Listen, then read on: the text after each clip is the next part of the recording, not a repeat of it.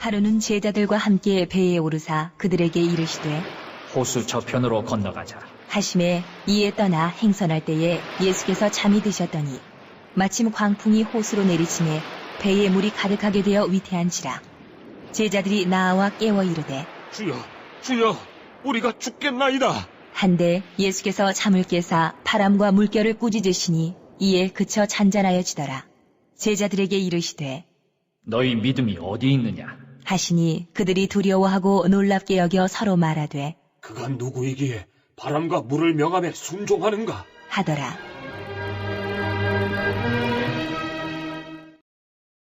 아멘. 너희가 내 안에 거하고 내 말이 너 안에 거하면 무엇인지 원하는 대로 구하라. 그리하면 이루리라 하신 주님이 오늘 우리 말씀을 통해서 우리에게 주십니다. 문제가 있으면은 분명히 그 해답도 있습니다. 어려움이 지나고 나면 분명 좋은 일이 옵니다. 그것이 우리가 믿음이 있느냐 없느냐, 어떻게 주님을 따르냐 안 따르냐에 따라서 달라진다는 것입니다. 우리에게 생명을 주신 하나님은 우리를 이 땅에 부르실 때 하나님의 뜻을 이루기 위해서 부르시고 선택하셨습니다. 우리는 그러기에 무조건 순종하고 따르면 됩니다. 12제자를 부르신 주님은 왜 제자를 부르셨을까요? 또한 우리를 부르셔서 우리에게 증언자가 되게 하신 것도 또 똑같습니다. 바로 복음 증거자가 되게 하시려고 불러주셨다. 본문의 말씀에서 주님은 배를 타고 가시면서 주무셨다고 합니다. 왜일까요? 제자들이 문제 앞에서 얼마나 성숙한 믿음의 자세를 보이는가를 보시기 위함이었습니다. 지금 주님 말씀하십니다. 우리 보러 주님은 지금 우리의 믿음을 보시기 위해서 원하신다는 거예요. 너희가 이 풍랑을 맞았을 때도 어떻게 할 것인가? 주님은 우리 믿음을 보시고 역사하신다. 오늘 또 이 말씀을 본문을 통해서 예수님의 신적 권능을 통해서 자신이 메시아임을 분명히 드러내신 것을 볼 수 있습니다. 하나님이시라는 것을, 바람과 물결을 잔잔하게 하신 사건을 통해서 알리시고 있습니다. 우리는 그냥 읽어가는 성경이 아니라 주님이 하시는 모든 것 가운데서 우리와 연결이 되어 있다는 사실을 우리는 믿고 그 말씀에 순종해야 된다. 하나님의 크신 능력을 깨닫게 하시기입니다. 오늘 제자들이 나와서 깨워 이르되 주여 우리가 죽겠나이다. 주님을 흔들어 깨웁니다. 우리가 죽겠다는 거예요. 얼마나 연약한 존재들입니까? 주님이 주무시고 계시는 그 시간에도 같이 함께하고 있다는 그 시간에도 제자들은 두려워하고 있다는 사실입니다. 그렇습니다. 사람들은 위기에 당하면은 소리를 지릅니다. 물에 빠지면 살려달라고 소리를 지릅니다. 그리고 도움을 청합니다. 근데 어디에 도움을 청하고 어디에 살려달라고 외칠 것인가? 그거요. 제자들은 예수님을 깨웠습니다. 그리고 도움을 요청을 했습니다. 예수님은 일어나셔서 바람과 풍랑을 꾸짖으시니 즉시 잠잠해졌습니다. 하나님의 능력이 나타난 강풍을 멈추게 하면서 예수님이 누구신가를 증언하고 있는 사실입니다. 우리 창세기 18장 14절을 보면은 이제는 사라가 아브라함에게 약속한 때가 되어서 하나님이 능력을 부어주는 약속을 이루게 하는 사건입니다. 여호와께서 능하지 못한 일이 있겠느냐? 기한이 이를 때면 내가 내게로 돌아오리니 사라에게 아들이 있으리라 그랬어요. 하나님은 약속하셨는데 그 약속을 아브라함을 75세에 불러서 100세에 이 약속을 이루는 사건입니다. 25년을 기다렸을 때 그냥 아브라함이 그냥 기다렸습니까? 인간의 방법으로 행하는 행동들도 많이 했습니다. 그래도 하나님은 때가 돼야 준다는 거예요. 때가 차야 준다는 거예요. 그래서 오늘 욥이 하나님을 믿고 율법을 정말 잘 지키고, 이 하나님께서 욥을 뭐라고 칭하셨습니까? 동방의 의인 욥을 보았느냐, 의인이라고 인정을 해 주었다는 거죠. 근데 욥이 얼마나 한란과 고통을 당합니까? 자기는 하나님 앞에 모든 걸 다 했다. 근데 우리가 하나님 앞에 모든 걸 다 했다고 하는 욥을 의인이라고 인정한 욥이 왜 한란을 겪었는가? 하나님이 개입을 안 하지 않은 거 아닙니다. 하나님은 분명히 개입을 하고 계시는데 욥은 그걸 알지 못했던 거예요. 그래서 다시 한번 깨우쳐주는 사건이 욥기서에서 나옵니다. 창조주 하나님이 하시는 일을 욥에게 묻습니다. 내가 할 때 너희가 해줬느냐? 네가 했느냐? 내가 했다. 그렇게 이야기를 하십니다. 그 모든 말을 들었을 때 욥이 뭐라고 고백을 합니까? 주께서는 못하실 일이 없사오니 무슨 계획이든지 이루실 것이 없는 줄 아옵니다. 욥기서 42장 2절 말씀이에요. 그러면서 5절에 욥은 이렇게 고백합니다. 내가 귀로만 듣기만 하였사온데 이제는 눈으로 주를 배웠나이다. 여러분도 귀로 들은 하나님만 듣지 말고 눈으로 나의 삶의 현장에서, 체험의 현장에 대해서 증언하는 사건이 일어나게 해야 돼요. 그것이 믿음입니다. 고백입니다. 마리아가 성령의 잉태를 하나님이 천사가 알렸을 때 안 믿었습니다. 변명을 합니다. 내가 사내를 알지 못하는데 어떻게 어린애를 낳을 수 있습니까? 그때 천사가 말합니다. 사가랴야 아내가 잉태된 지가 6개월이나 됐다. 근데 사가랴 아내는 노인이에요. 자연적으로는 절대 어린애를 낳을 수 없는 노인이란 말입니다. 근데 그가 잉태를 해서 6개월이 되었다고 천사가 알려주었을 때 누가복음 1장 37절에 이때 마리아가 고백합니다. 대저 하나님은 모든 말씀을 능하지 못하심을 믿느니라. 없다는 거예요. 없다는 거예요. 못하심이 없느니라는 것을 고백하랍니다. 그때는 예수님이 잉태하셨습니다. 이처럼 하나님은 능력의 하나님이십니다. 우리는 그 하나님을 믿고 선택받는 거룩한 백성이라는 사실을 잊어서는 안 돼요. 믿습니까? 아멘. 잊으면 손해요. 아멘. 그래서 우리는 주님의 도우심이 절절히 필요함을 알게 하기 위해서 이 사건이 일어나요. 행선할 때에 예수께는 잠이 드셨더니 23절 말씀입니다. 근데 제자들은 주여 우리가 죽게 된다니까. 인간의 힘과 능력에 하는 한계가 분명히 있습니다. 우리가 아무런 모든 것을 가진다 할지라도 인간에게는 한계가 분명히 있다는 사실을 알려줍니다. 뿐만 아니라 잠시 후일에 일어날 일도 알지 못해요. 우리가 이 시간, 돌아가는 시간 어떤 일이 일어나고 어떤 역사가 일어날지도 알지 못해요. 어떤 것도 자기가 계획할지라도 계획대로 하지 못한다는 것을 우리에게 알게 해주십니다. 우리가 계획한 대로 다 이루어지면은 신이 뭐가 필요 있겠습니까?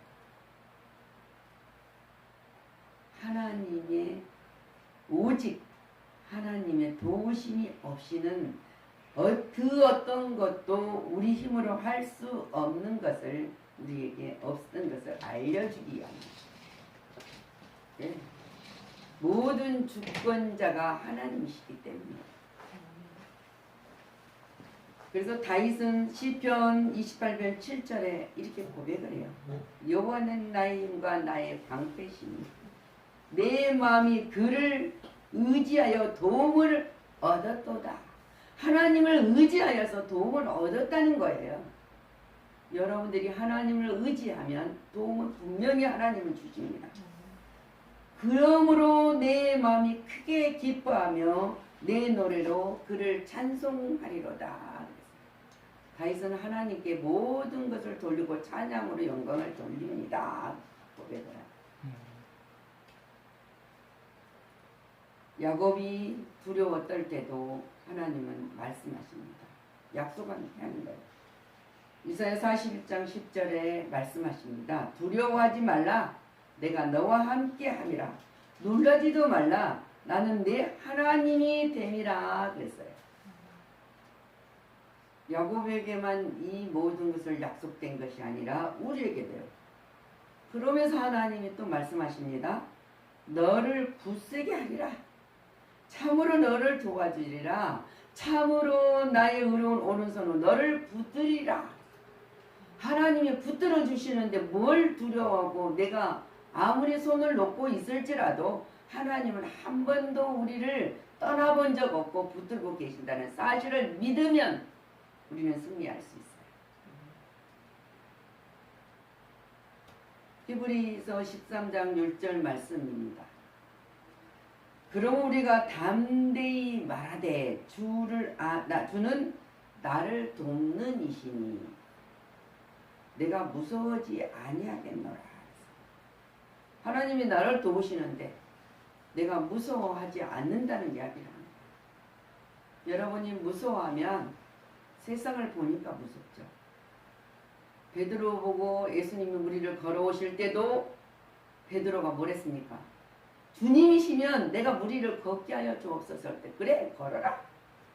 붕덩 물을 들어갔는데 무리로 걸었지 않습니까? 그런데 세상을 바라보니까 물에 빠져버렸어요.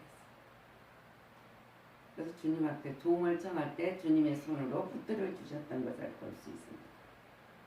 여러분들이 빠져들어갈 때, 두려워서 무서워서 빠져들어갈 때 주님의 도움을 청하면 주님의 강한 발로 여러분들을 붙들어 주시고 이끌어 주시는 사실을 우리는 말씀의 약속을 받는 자입니다. 생명의 주가 되신 하나님만 의지해야 됩니다. 강풍을 두려워한 제자들에게 주님이 말씀하셔요. 너희를 말씀하십니다. 너희 믿음이 어디 있느냐? 주님 묻습니다. 만유 주제인 내가 너와 함께 있는데도 두려워하는 까닭은 무엇이냐? 그 말이에요. 이거는 책망이에요.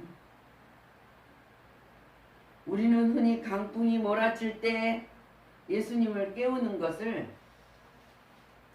뭡니까? 믿음이라고 생각을 해요. 예수님을 깨우죠. 물론 깨우지 않는 것보다는 깨우는 것이 낫죠. 두들기는 깨우는 것이.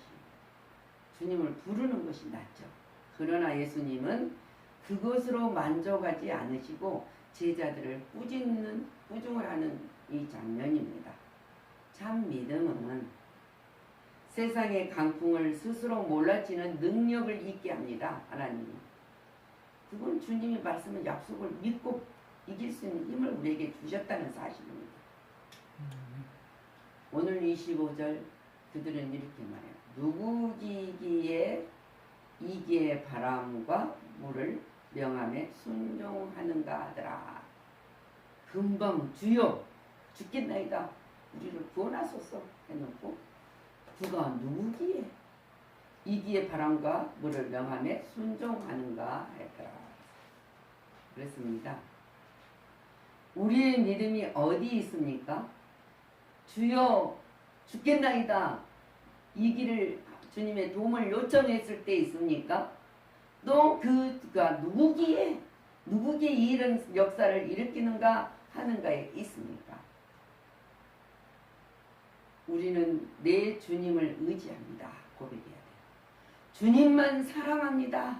고백해야 돼요. 이렇게 고백해야 돼요. 고백했을 때 주님이 시편 36편 7절 하나님이여 주의 인자하심이 어찌 그리 보배로운지요. 사람이 주의 날에 날개 그늘 아래서 피하나이다. 잠언 3장 5절 말씀이에요. 너는 마음을 다하여 여호와를 신뢰하고 내 명철을 의지하지 마라. 5절, 6절. 너는 범사의 그를 인정하라. 그리하면 내 길을 지도하시리라 그랬어요. 우리는 생명의 주가 되신 주님은 십자가의 사랑을 통해서 우리 모두를 구원하시기를 원하고 계십니다. 지금도 주님은 우리에게 묻고 계십니다. 내 믿음이 어디 있느냐? 세상을 바라보느냐? 내 안에 있느냐? 강한 믿음의 생활을 우리는 해야 합니다. 성도의 삶이라고 풍랑이 안 일어나는 것은 아닙니다. 풍랑, 얼마나 강한 풍랑도 일어납니까? 무서워서 어찌할 뻔 모르며 주저앉는 그런 풍랑도 일어납니다. 그러나 문제의 풍랑이 일어날 때 어떻게 대처하느냐가 우리에게 중요한 일이에요. 이때 성도의 삶에는 강한 믿음이 요구되고 있습니다.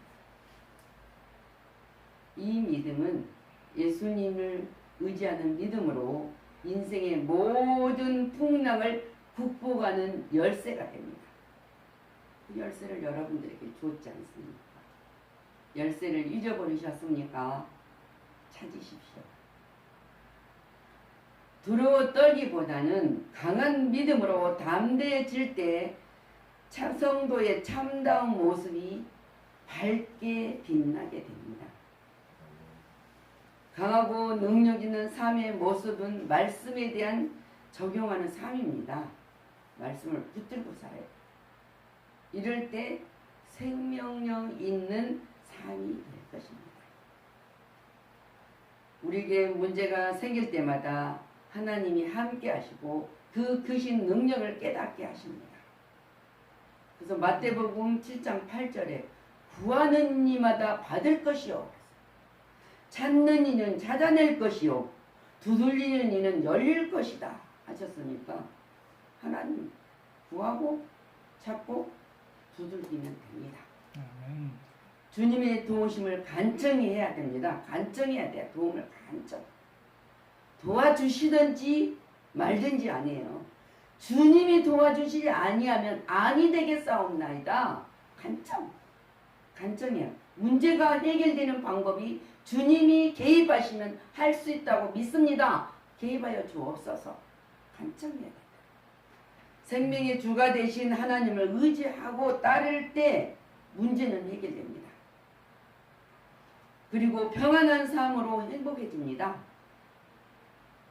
그러고 싶지 않습니까? 아멘. 하나님께서는 우리에게 약속하신 모든 것 그것은 바로 믿음으로 승리하시기를 축원합니다. 아멘. 기도합니다. 생명의 주가 되신 주님은 십자가의 사랑을 통해서 우리를 구원하시기를 원하고 계십니다. 그러면서 지금 묻습니다. 내 믿음이 어디 있느냐고. 하나님께서 우리에게 어떠한 풍랑도 이길 수 있는 것은 예수님을 의지하는 믿음으로 이길 수 있다는 그 열쇠, 믿음의 열쇠를 줬습니다. 그 열쇠를 받았습니다. 우리가 그 믿음의 열쇠를 가지고 삶의 말씀으로 적용을 시킬 때 놀라운 역사가 있고 살아날 수 있다고 말씀하십니다. 제자들이 주님을 요청하고 또 주님의 간절히 도움을 청하지만은 그 바람을 잔잔케 하신 주님을 바라보면서 니기에 이 바람도 잠잠하냐고 말하고 있습니다.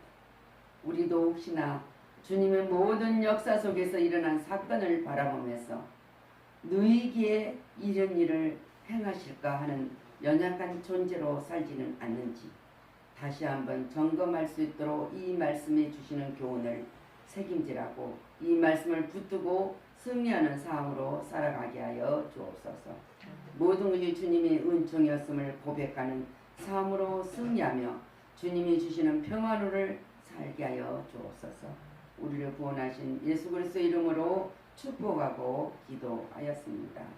아멘.